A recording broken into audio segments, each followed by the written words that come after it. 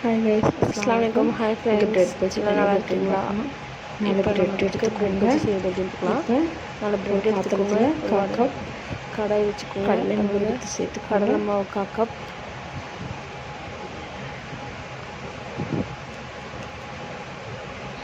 Cup, அரிசி மாவு 1/4 cup, தேவையான அளவு சிறிதளவு சோடா சேர்த்துக்கோங்க. உப்பு, சிறிதளவு உப்பு, சிறிதளவு மிளகாய்த்தூள்,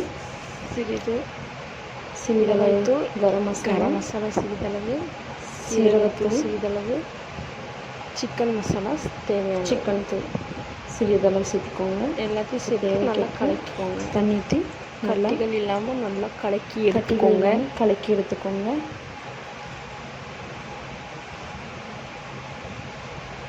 இப்போ இந்த அளவுக்கு கலக்கி எடுத்துக்கலாம்.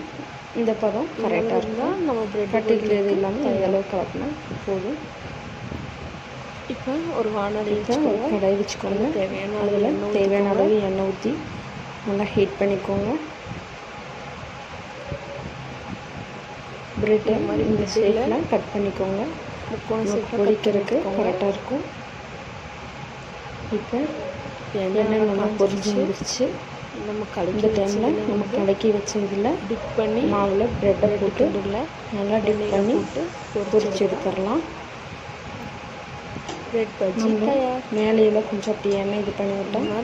பிரெட் மேலையில் கொஞ்சம் எப்படி இருக்குன்னு கமெண்ட்டில் சொல்லுங்கள். இந்த அளவு தயார் பண்ணிக்கலாம்.